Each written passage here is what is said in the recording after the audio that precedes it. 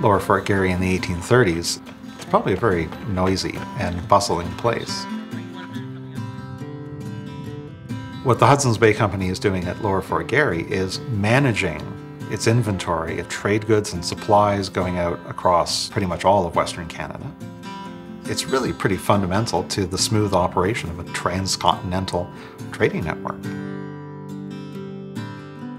York boats were such an important part of the whole story of the Hudson's Bay Company here and in getting supplies up and down the rivers. The York boat is the workhorse of the Hudson's Bay Company. They carry 4 or 5 tons of cargo, some of the big ones. It's basically a big canoe, pointy at both ends and very flat, very shallow because it was used on shallow rivers. The keel on the York boat is very heavy, much heavier than on the whale boats, but that's because they were used for portaging. They had to be really rugged for carrying them across the log rollers. Well, the Métis were the lifeblood of the Hudson's Bay Company here. They provided the labor force. So all the tripmen who manned the boats and moved the supplies, they all came out of the Métis community. These are strong men, powerful men doing very, very hard work. They take a tremendous amount of pride, not just in their ability to do that job, but to do it with a smile on their face and a song on their lips. You can read about it and you can be told about it, but to see the tangible boat there and realize how big it is and how heavy it must have been and what a job it was, it's a pretty incredible thing.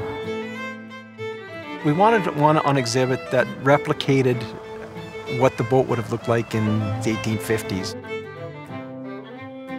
We scoped out the project and decided that we could build 3, 2 for use in the river and then 1 for exhibit.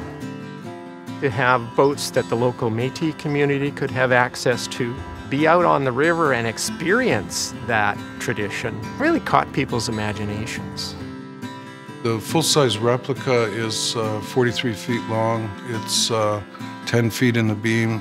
That would be its widest point at midship. Dry, it would weigh like somewhere around 2,500 pounds.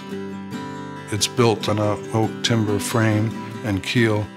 The planking is red pine, so it's an attempt at making it as authentic as possible.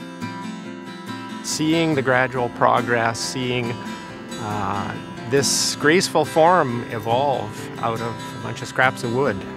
It's really a very interesting project. The team working on the boats was great to work with.